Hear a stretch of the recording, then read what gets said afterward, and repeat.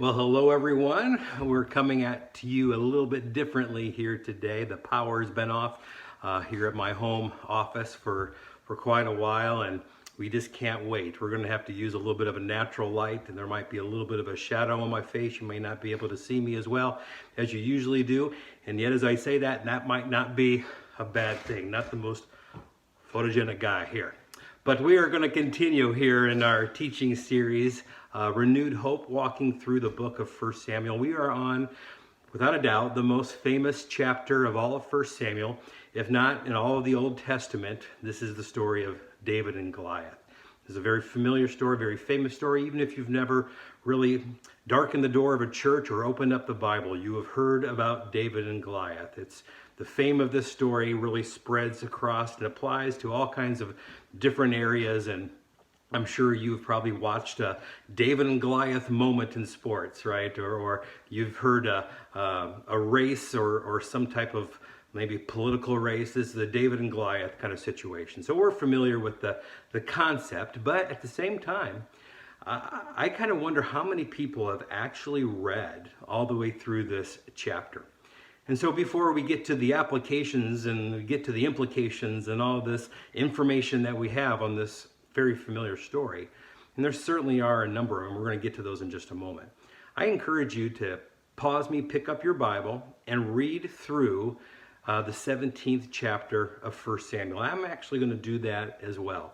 But before we do that, I want to thank you for your continued support. Many of you have liked this on your Facebook page or have shared this or have prompted people to go to the Faith Church website, www.myfaithchurch.org. You've downloaded the Bible app. You have downloaded the app of Right Now Media. You have clicked the donate button. You have texted your contributions to 73256. Thank you for doing that. And we're going to continue to come and bring the Lord's Word to you. And on that note, let's read this very familiar, famous story starting in verse 1. I'll make some comments as we go, and then we'll draw some applications. Now the Philistines gathered their armies together in battle and were gathered at Sukkoth, which belongs to Judah. They were encamped between Sukkoth and Azekah and also Ephes Damine. I really butchered those, but that's, I think, the correct pronunciation. And Saul and the men of Israel gathered together, and they encamped in the valley of Elah, and they drew up in battle against the array of the Philistines. And the Philistines stood on one mountainside and Israel on the other mountainside with a valley in between them. The scripture gives so much detail. And the reason why is because I think God in his sovereignty understood. There's a lot of people who are going to be tempted to put this in the category of fable or in the category of metaphor. That's too much detail for that. In fact, in 2009, I was actually there, because you can know exactly where this occurred with all the description of the towns in the valley. In fact, I was there in 2009, took home 4 rocks from the actual brook that David would have picked up these rocks from. You can picture it exactly where the two armies were. Nobody wanted to give up the high ground, and it's too much detail, too many specifics for this to be a fairy tale. And verse 4 says, Then a champion went out from the camp of the Philistines, named Goliath from Gath. His height was 6 cubits and a span. He had a bronze helmet on his head, and he was armed with a coat of mail. In fact, this coat of mail, in 2007, not the actual mail, but there was chain mail that was discovered right around, actually, in this area. In fact, this had actually been a criticism of this story for years because it was believed that chain mail, bronze chain mail specifically, was not used in battle at this time. And yet, archaeology dug this up and were able to date this back to this area. And once again, the Bible is ahead of a lot of stuff, right? And so, in fact, in 2009, I was just 2 years removed from this, and they were still talking about this incredible discovery of this Philistine area that outside the scripture, there really isn't a whole lot of mention of this people group, and yet here they discovered it. Well, the staff of his spear was like a weaver's beam. He had a bronze armor on his legs, bronze javelin between his shoulders. Iron spearhead weighed 600 shekels, and his shield bearer went before him. And he stood and he cried out to the armies of Israel and said to them, Why have you come out to line up for battle? Am I not a Philistine? And you, the servants of Saul, choose a man for yourself and let him come down to me. If he's able to fight with me and kill me, then we're going to be your servants. But if I prevail, winner take all, then you can be our servants and serve us. And this was a common thing. And it wasn't so much about the champion of one people versus a champion of another person. It was actually more about whose gods are more powerful. And we need to look at it in terms of that, because certainly David did, and that was the right perspective. And we see Goliath was maybe taunting this, right? The Philistine said, I defy the armies of Israel this day. He's really defying God. Give me a man that we may fight together. When Saul and all of Israel heard these words of the Philistine, they were dismayed and they were greatly afraid. Now David was the son of the Ephraimite of Bethlehem of Judah, whose name was Jesse. We were introduced to him a couple weeks ago. And he had 8 sons, and the man was old, advanced in years in the days of Saul. The 3 oldest sons of Jesse had gone to follow Saul in the battle. The names of his 3 sons who went out to the battle were Eliab, the firstborn, next to him Abinadab, the third Shammah. David was the youngest, and the 3 oldest followed Saul, but David occasionally went and returned from Saul to feed his father's sheep at Bethlehem. The Philistine drew near and presented himself for 40 days, morning and evening. He's taunting them. And then Jesse said to his son David, take now for your brothers an ephah of this dried grain and these 10 loaves.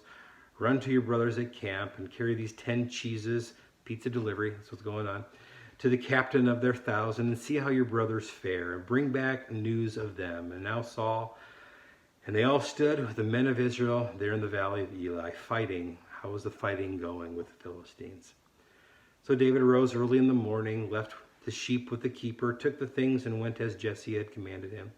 Came to the camp as the army was going out to fight, or we should say at least lining up to fight. They hadn't fought for 40 days. For Israel and the Philistines had drawn up in a battle array against the army, and David left his supplies in the hand of the supply keeper, ran to the army and gathered and came and greeted his brothers. And then he's talked with them. And there's the champion, Philistine of Gath, Goliath, by name, coming up to find the armies of Israel. And he spoke these words. And so David heard him, this verse 24. And all the men of Israel, when they saw the man, they fled and were dreadfully afraid. And so the men of Israel said, have you seen this man who has come up? Surely he has come to defy Israel. And it shall be that the man who kills him, the king said, he's going to enrich with great riches. He's going to give him his daughter into marriage and give his father's house exemption from taxes. That's a pretty good deal. And then David spoke to the men who stood by him, saying, well, this is true. What shall be done? And they said the same thing. And so David said, well, who is this uncircumcised Philistine that he should defy the armies of the living God? And the people answered him, saying, well, this is what's going to happen. This is his name, and all these good things will happen, if somebody kills him. Well, Eliab, the oldest brother, when he heard David speaking to the men, his anger was aroused against David. Typical older brother. Who are you, right? Why did you come down here, and with whom have you left those few sheep in the wilderness? And I know your pride, the insolence of your heart, and you have come down to see the battle. He's assuming all these things that are not true. And David said, what have I done? Is there not a cause here, right? And then he turned from him toward another and said the same thing. And these people, they piled it on again, just like Eliab. And the people answered him as the first ones did.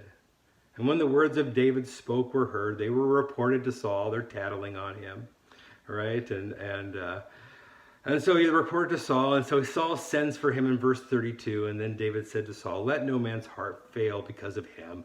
Your servant will go out and fight this Philistine. And this is what Saul says. You can't do this. You're not able to go against this Philistine and fight with him. For you are just a youth, and he's been a warrior from his youth. But David said to Saul, look, your servant used to keep his father's sheep. And then he talks about his background, right? He says, when a lion or a bear came and took a lamb out of the flock, I went after it, I struck it, I delivered the lamb from its mouth. When it rose against me, I caught it by its beard, and I struck it, and I killed it. And your servant has killed both the lion and the bear. and this uncircumcised Philistine will be like one of them, seeing he has defied the armies of the living God. See, David saw this differently than they did. Moreover, David said, the Lord had delivered me from the paw of the lion and the paw of the bear. Great dialogue here. He will deliver me from the hand of this Philistine. And Saul said to David, go, the Lord be with you. I don't think this was a rousing endorsement, but I figure Saul was like, well, I'm not going out there. Let's send this kid. So Saul clothed David with his armor, put a bronze helmet on his head, clothed him with a coat of mail. David fastened his sword to his armor, tried to walk, for he had not tested them. And he said to Saul, I can't walk in these, for I have not tested them. So David took them off. Then he took a staff in his hand, and he chose for himself 5 smooth stones from the brook, put them in a shepherd's bag in a pouch which he had, and his sling in his hand, drew near to the Philistine. So the Philistine came and began drawing near to David, and the man who bore the shield went before him. And when the Philistines looked out and saw David, he disdained him, for he was only a youth. And he said to him, am I a dog, that you come at me with sticks? And the Philistines cursed David by his gods. And the Philistine said to David, come to me, and I will give your flesh to the birds of the air and the beasts of the field. And then David said to the Philistine, you come with me with sword and spear, with javelin, but I come to you in the name of the Lord of hosts, the God of the armies of Israel, for whom you have defiled. And this day the Lord will deliver you into my hand, and I will strike you and take your head from you. And this day I will give the carcass of the camp of the Philistines to the birds of the air and the wild beasts of the earth. He's stepping it up a notch here, right? And all of Israel, all of the earth will know that there is one God in Israel.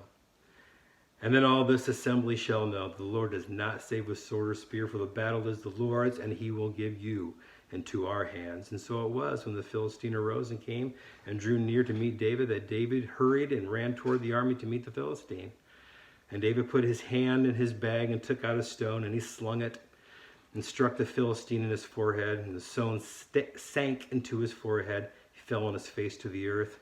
And so David prevailed over the Philistine with a sling and a stone, and struck the Philistine and killed him. But there was no sword in the hand of David. Therefore David ran, stood over the Philistine, took his sword, drew it out of his sheath, and killed him, cut off his head with it. That's part of the Sunday school story we don't tell boys and girls, right? And when the Philistines saw that their champion was dead, the tide turned, the energy turned, the culture turned. Now the men of Israel and Judah arose, and they shouted, and they pursued the Philistines as far as the entrance to the valley, to the gates of Ekron. And the wounded of the Philistines fell along the road, even as far as Gath and Ekron. And the children of Israel turned from chasing the Philistines, and they plundered their tents. And David took the head of the Philistine, brought it to Jerusalem, and he put his armor in his tent. And then Saul saw David going out against the Philistines, and said to Abner, the commander of his army, who is this youth, right? And Abner said, as your soul lives, king, I do not know. And so the king said, inquire whose son this young man is. Then as David returned from the slaughter of the Philistines, Abner took him and brought him before Saul, the head of the Philistine in his hand. And Saul said to him, whose son are you, young man? So David answered, I am the son of your servant Jesse, the Bethlehemite. Oh, what an incredible story. I'm sure hopefully you've read that yourself. If perhaps this is the first time you've actually read this entire thing, maybe there were some details that you quite weren't aware of. This is a big story, isn't it? It has a big plot. I was talking to a friend of mine, this is probably a couple years ago, and we were talking about how this is a universal plot, that it's been repeated in various forms, throughout history. And in fact, my friend actually said, it follows like every teen movie, doesn't it? For the past 25 years. A new awkward kind of teenager comes into a new environment. He's not appreciated. There's a bully, that sort of shows up, and everybody cowers in fear of this bully. There's even a dressing room scene, right? Like in Pretty Woman, right? Where he's trying to put these clothes on and reinvent himself, and realizes that he just needs to be himself. Every teen movie kind of has that plot. And right before they go to prom, there's this dressing room scene, and just the soundtrack of Pretty Woman isn't playing in the background here in this story. And then at the end, the bully gets his, and everybody's putting the champion David on their shoulders and stuff. And it just has this universal appeal. It's got big application as well, and it can apply to all kinds of different areas of your life. A couple years ago, I was asked to share the story of David and Goliath in a business setting, overcoming challenges, overcoming obstacles. How many times have you ever heard a sermon? And I've heard a number of sermons on this, believe me. In fact, a few years ago, I was asked to be a judge at a speech competition for the Bible part. And that day, I probably listened to 20 to 30 little 10-minute messages, and they got to choose whatever they wanted to choose, whatever Bible story and account they wanted to choose. I would say about half of them chose this story. And how many times during that day did I hear, what are the Goliaths, in your life? What is standing before you that's keeping you from moving forward? And obviously there's so many applications, not just in your Christian life, and there certainly is. What does keep you from moving forward? It could be a sin, it could be a situation, it could be a problem, it could be a person. There's something that kind of stops us in our tracks, and with God's help, we can prevail. And so many different applications that we can draw from this, not just in Christian settings, but how many times have we heard like the movie Hoosiers, the David and Goliath story. We can do this if we're together. And so there's so many applications. It's got great dialogue as well. I mean, Hollywood cannot script this any better. I come at you not with sword and spear and javelin, but I come at you with the name of the Lord of God. The armies of Israel are behind me. And Goliath says, I'm going to feed your carcass to the birds of the air and the beasts of the field. And David, he responds, I'm not going to feed your carcass. I'm going to feed all of the army of the Philistines' carcasses to the birds of the air. I mean, it's just great, dialogue. Cuts off his head, and it's just an incredible battle. And yet, this battle actually that occurs on the field, it takes only about 30 seconds. It's kind of like a Mike Tyson fight in many ways. There's a lot of buildup, there's a lot of promotion, there's a lot of smack talk that's going on, during the press and, during the statements that are made and the weigh-ins and all this stuff. And then it's a knockout in the first 30 seconds. And Mike Tyson used to say, everybody has a plan until you get punched in the mouth. Well, Goliath never even got a chance to swing his sword or to throw his javelin or, In fact, if you were watching this, if you were lining up in Israel or if you're lining up on the side of the Philistines and you sneezed, and you would have missed it, right? It reminds me a lot of Indiana Jones and the Raiders of the Lost Ark, if you've ever seen that, where there's a scene where Indiana Jones is running through the marketplace and all the bad guys are trying to chase him, and it's just, the music is playing, the monkeys are going, the chickens and everybody is just scurrying all around, and he's beating 20 people up at a time and stuff, and he's running from place to place trying to find Marion, right? And finally he gets to a place in the marketplace and it's crowded with people. And if you've ever seen this scene, the crowd just splits, like the Red Sea. And there is revealed the man in black, and he's got a black turban on, and you know what's coming. There's going to be an epic, fight scene, and he just looks menacing, and he has this huge sword, and he starts going all ninja, with it. And you think, oh man, this is going to be a great fight scene. And then those of you who've seen the movie, Indiana Jones just takes out his gun and shoots him. And it's done. It's over with. And it's just a funny moment. I kind of think of this when I think of David and Goliath. The battle, it didn't last that long, right? And yet this is the part, usually, that we focus on the most. And yet it's the part that actually, in terms of time, it really just didn't last that long. 30 seconds. It's one and done. The 5 stones that David picked up from the brook, he only needed one. Probably he knew that this is a mid-range weapon, and if Goliath, covers this ground. I'm only going to get 5 shots off anyway. So, but it was done quicker, than it started. There's a lot of buildup, though. There was actually another battle going on. There was a battle on the field that gets a lot of the press, but there's also a battle that was going on in the camp. And I want to focus on this internal battle that was occurring, because this really was the issue. The stuff that actually occurred on the field, David took care of business, and he took care of it quickly. Goliath wasn't an issue. 30 seconds, the whole thing's over. But the battle that was going on in the camp kept them there for 40 days. And I just want to explore that just a little bit, because this is the inside battle. It doesn't get a lot of press. And the reason why I actually read all the stories, because it actually gets a lot of verses. The battle itself on the field, just a handful of verses, a lot of smack talk, but it doesn't talk a lot of about all what happened in the battle, other than the stone went up and the guy went down, right? But there are a lot of verses dedicated to the battle that David faced in the camp. This internal battle that I think will really help us maybe have a different aspect on this story. And I just want to share just 3 things here, just real briefly, as we continue to look at this familiar story. Well, here's the first battle in the camp that I believe that David found himself in. He faced the accusations of others. He faced this question, why are you here? And I just want to read it again. Talked with them. This is when he was sent from his duties of being the shepherd and at his father's house, taking cheese pizza basically to his brothers on the line.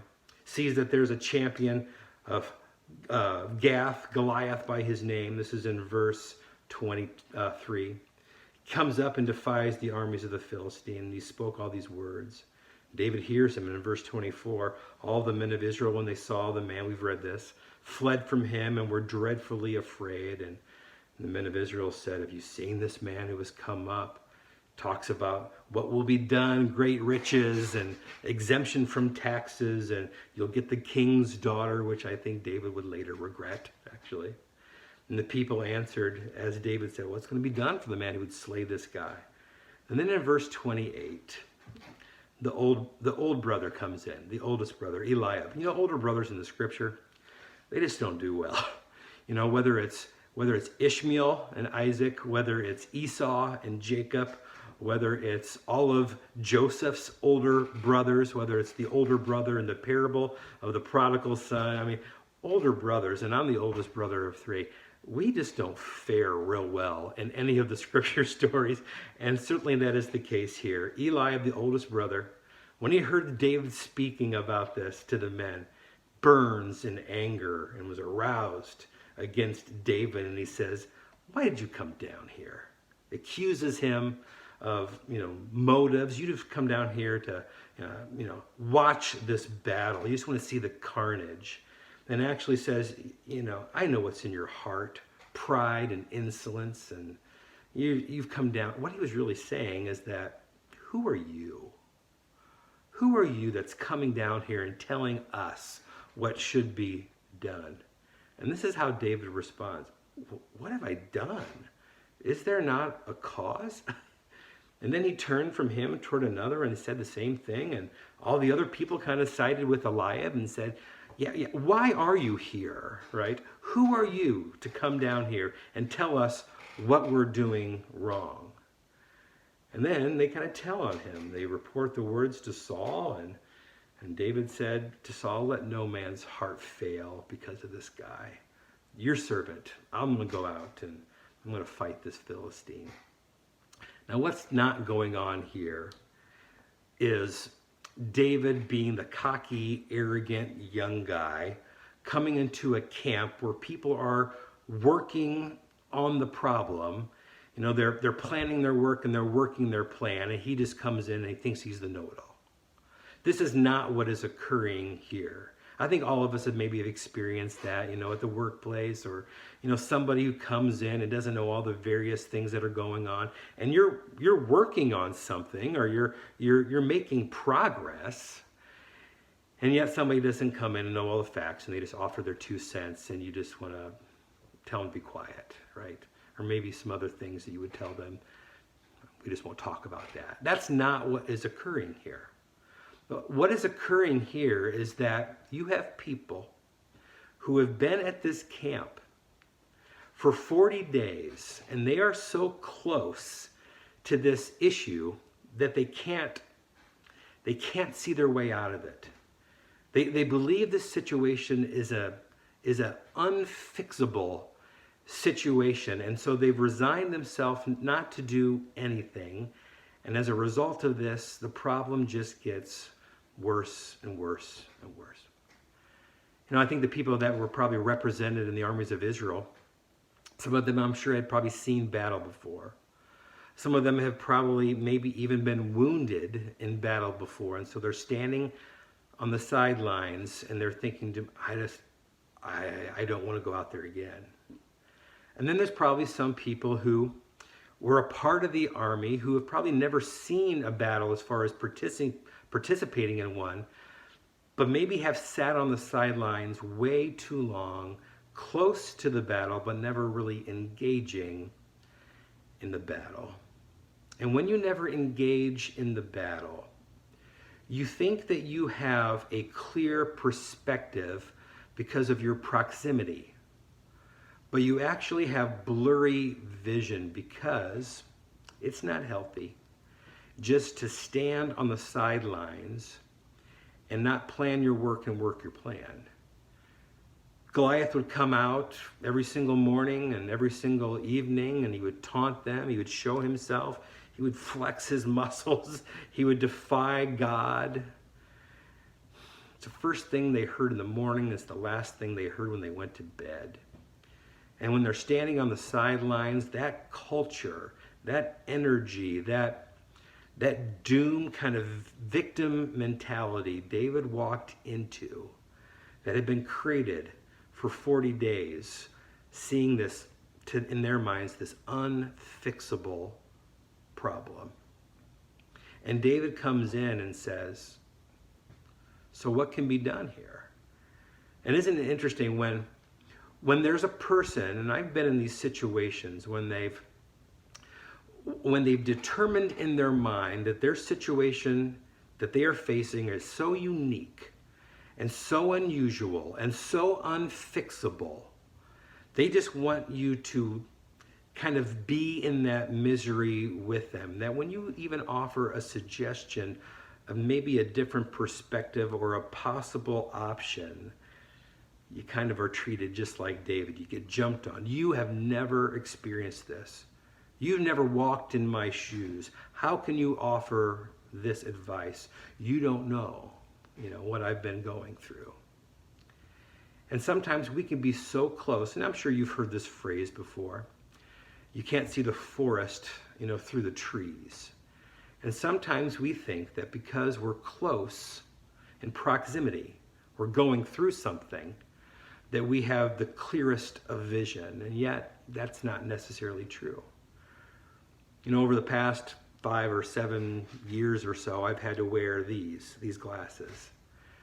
I can see things far away very well. That hasn't changed. But over the last 5 or 7 years or so, the closer I get to a book or the closer I get to my phone, the fuzzier it is. And so I have to wear some corrective Walmart, cheaters or readers, we call them, right? To help me, because the closer they are to me, the fuzzier it gets. And the reason why is because as you get older, your eyes get defective. The longer you remain in this physical body we're going to experience, the more defective parts are going to occur in our life, and the more correction, and unfortunately this is a $8 correction, right? The longer you live with a problem and you sit on the sidelines, the fuzzier your vision actually begins to be. I can't tell you how many people that have sat in my office, and as they lay out their issue in their marriage or with their kids or with their finances or with their workplace or the solution itself is not the issue. It's the people that are involved in the issue. The solution itself, it actually is not that big of an issue. But because of those who are involved and they've lived with it for so long, the issue is more about the people involved than the actual issue itself. The issue could be fixed. Most situations that you encounter in your life, not all of them, but most situations that you encounter in your life, if you plan your work and you work your plan, you can make significant progress. But the problem is the culture. And as David walked into this culture, when he walked into this group of people that had this negative cynicism, victim mentality, nothing's going to change. Don't you dare offer an alternative or a solution because you've never walked in our shoes. They have just resided themselves to sit on the sidelines, and they're critical of anyone who would even attempt to do anything differently, right? I don't know if you've ever been in a business like that, or perhaps you're in a family like that. I've been in churches, and I've heard of churches like that, where the world's just going downhill and we can't do anything about it. So let's just sit on the sidelines and let's just watch it burn.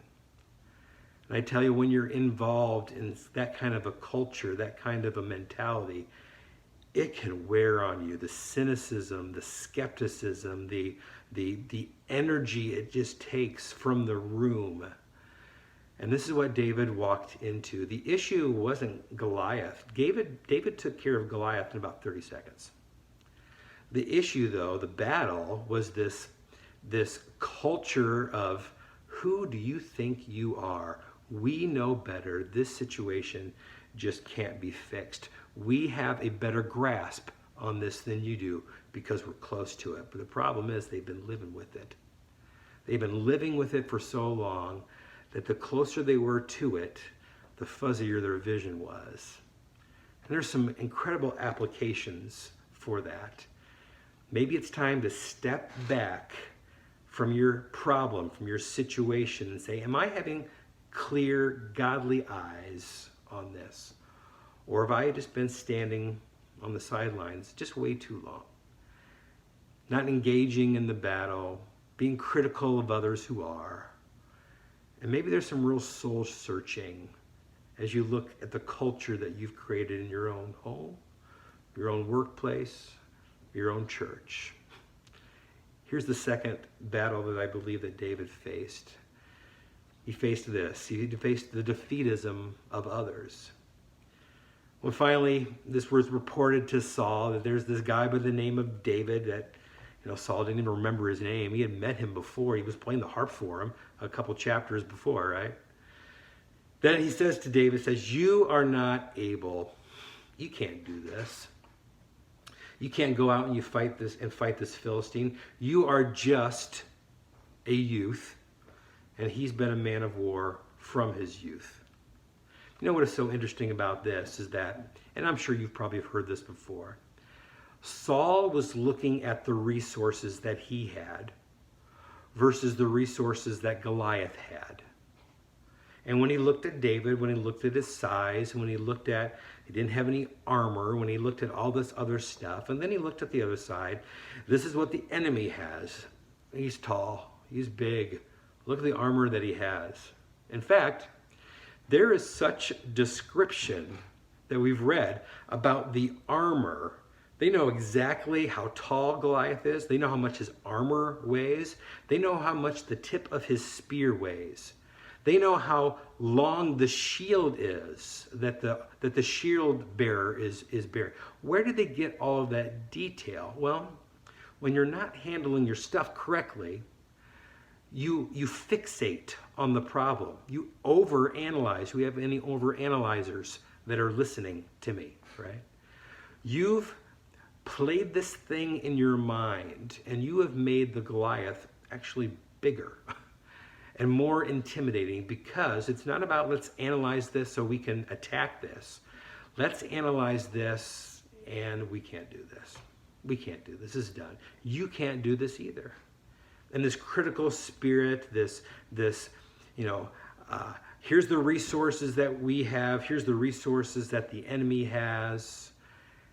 And the problem is that they were comparing incorrectly.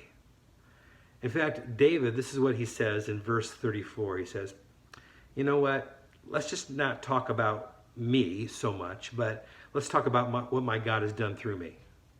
And he says, your servant used to keep his father's sheep, and a lion and a bear came, took a lamb from the flock. I went after it, I struck it. I delivered it from the lamb of the mouth of the lion, and when it rose against me, I caught it by its beard, struck it, and I killed it. Your servant has killed both the lion and the bear, and this uncircumcised Philistine is just going to be like one of them, seeing that he has defied the armies of the living God. It wasn't that David was overconfident in himself.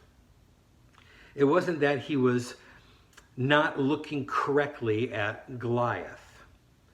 Is that he was looking at his God correctly. He was not looking at his lack of resources versus the rap sheet and the resources that Goliath had or the Philistines had. He was looking at what his God had versus what Goliath had, and it was no comparison because he saw this battle correctly, not as David versus Goliath, but as God versus Goliath, and God was going to take care of him. You know, when it comes to the situations that we face in our life, we often do that, don't we? We look at the resources that we have, and we look at the resources of what someone else has, and we go, it's not going to happen. But yet, when we insert God into the picture, then all those comparisons really just fade away. You and your wife, or your wife and a husband, you got problems. Well, guess what? You include God in that. You don't have just a fighting chance. You've got a God chance. When you look at your finances and you just go, I look at this and I look at that, I look at my bills, I look at my assets versus my liabilities, but then you insert God in the picture and watch what happens. You look at your kids and the culture that they are faced with every day, and you go, oh, they don't stand a chance. You add God in that picture. Your kids not only have a fighting chance, they have a faith chance, right? And oftentimes when we overanalyze things, that fear just grows, that defeatism rises up, we can't do this. And for 40 days, they've been confronted with this Goliath, and they bought the press. They bought the line. They bought the policy and the politics that was all brought into that. And they forgot about God. And David comes in, and Goliath is not blocking God. Goliath is just standing in the way of what God's going to do. And so he says to Saul, this isn't about me. He doesn't have over self-confidence. In fact, you know, you've heard me probably say this before, that, you know, a godly self-image is not thinking more or less of yourself. It's just thinking less of yourself, or yourself less, more or less. I really butchered that, but I think you understand what I'm saying. It's not thinking overly high about yourself. It's not thinking, oh, I'm the scum of the earth. It's just sweet self-forgetfulness. This isn't about me. And I think this is what David was saying. He said, you know what? Whether it's me, whether it's you, Saul, whether it's somebody else, it doesn't matter, because this is against God versus Goliath. And so if you want to talk about what I've done, yeah, a lion and a bear, I've killed it. Yeah, God can use me because he's used me before. But it's not about me, Saul. And I think Saul is the one who forgot this. And his past and what he's done, he's so centered on himself, ego-driven, pride-driven. And up until this point, Saul's always been the biggest guy. In fact, he was described as a head taller than all of the people of Israel. But now he's encountered a problem that's a head taller than him.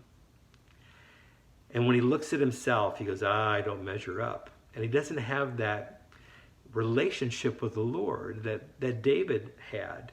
David wasn't even close to Saul's height. He wasn't even close to Goliath's height. He wasn't even in the same weight class.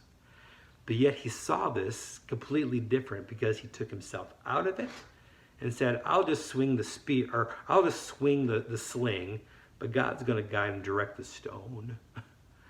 And when we encounter problems or situations or challenges or people or whatever it may be in our life, when we include God in the equation and think about ourselves, not less of ourselves, but just ourselves a whole lot less, we amazed what God can do. Here's the third thing, and we'll end on this. David faced the expectation of others. Not only did they say by Saul, you can't do this, but also, finally David, as he dresses up in this armor that doesn't fit, he actually says, I can't do this way. In fact, the scripture says, so Saul clothed David in with his armor, put his helmet on his head, clothed him with a coat of mail, fastened all these things to him. David said, I can't walk in these. And so he took them off. Then he took a staff in his hand, chose 5 smooth stones from the brook, and we know the rest of the story. Why is this piece of the story in here? Well, so many times I think we get caught up in a formula. How many times has a sports team or a business been successful, and then immediately after their success, everybody else starts to try to copy the formula, right? What's the formula for success? And it's not so much about the sling. It's not so much about the sword. I think if Saul would have had the kind of relationship with the Lord that David did, Saul would have been out there on the field of battle and would have killed Goliath with the sword, with his armor on. The sling and the armor, that is insignificant. It's the person that goes out in faith. But the reason why I think this is here is because we are so caught up in wanting to follow the 12 steps of the formula that works, whether that's in business or whether that's in church or ministry. What's the church that's been successful down the street? What have they done? Let's do what they do. But you know what maybe they've done, that's just for them. And that formula wasn't the issue. It was the faith behind that formula. Jesus, when he would heal people, and this is one of the reasons why I believe he did this, it was like he never healed people the same way. Some people he touched. Some people he said, go dip in the river 7 times. Some people he spit in their eyes. And then there's all kinds of other things that Jesus did. It's like he never healed people the same way. And I think that was intentional, because if he did it the same way, we would just try to repeat that formula. This is what Jesus did, and we forget about it's about Jesus himself. Not the formula, not the spitting on the ground and making mud and putting on people's eyes. It's not about touching the leper, the physical touch, even though I think that was something to be said. It was not about telling the other person to go dip in the Jordan River 7 times. It's not all these other things. Sometimes he just spoke from a distance and the person was healed. And it's not about following the formula. It's about following the person behind the formula. That is why I think there are so many times we get caught up in trying to duplicate the seeming success of someone else. You have specific gifts and abilities and resources that God has given you, and that in no way limits God from working with you in a different way. Every single ministry that I've been involved in, Faith Church is unique. And the reason why is because in some ways we don't fit any formula. I've told people many times that we're like the island of misfit toys, right? And yet that's okay, because there are some other churches that fit different formulas and God is working through them. And don't get caught up in trying to duplicate a formula, even though there are things I think we can learn from one another, obviously. But it's always the one behind the formula. You've heard me say this so many times that if we think that it's because of a resource or a gift or ability or a talent or the band that we put on the stage or whatever, right? What happens when those formulas are not there? In fact, the virus maybe is teaching us. What happens when what you do well, you can't do anymore, or isn't as effective anymore? Is God in any way limited by any of those formulas that need to be adjusted, tweaked, or changed? Absolutely not. Because it has always been God who changes the human heart. We don't have the ability in and of ourselves. I don't have the ability. I don't have deep enough pockets. I don't have deep enough talents. I don't have deep enough resources to impact a person's heart for eternity in any way whatsoever. God does, though. So we're not going to follow a formula or a system other than what God tells us to do. But we will follow the one behind those, because he is the one that can reach and touch a human heart and impact a person for eternity. And I want to leave you with this question before we leave. See the battle correctly from the camp. Because if you don't fight the battle in the camp, you're never going to walk out on the field. When I think of evangelism, I think of this. Sometimes getting to the point to where we actually share our faith, that's the biggest battle. Then when we share our faith, God can do with it whatever he wants to do. Sometimes people accept it with joy. Some people pass on it. Sometimes it's just a link in a chain. They need to hear, the gospel several different times in several different ways. Just because you may be rejected or that conversation doesn't go well doesn't mean that it was a failure. It's just another link in the chain. But oftentimes the biggest struggle is just getting to that point. Sometimes the biggest struggle in facing a challenge is getting to that point. If you have financial issues, getting to the point to where you're willing to open up your finances and go, what are all the issues here? To actually talk about an issue in your marriage, to actually address a situation with one of your kids. Sometimes the battle in the camp, to actually get to that point, that's the bigger battle. And then what goes on the field is usually a one-shot, slingshot deal. Work your plan and plan your work, right? And with the Lord behind it, pretty much everything is fixable. The Lord bless you. Lord keep you. May his face shine upon you and give you strength until we meet again. God bless.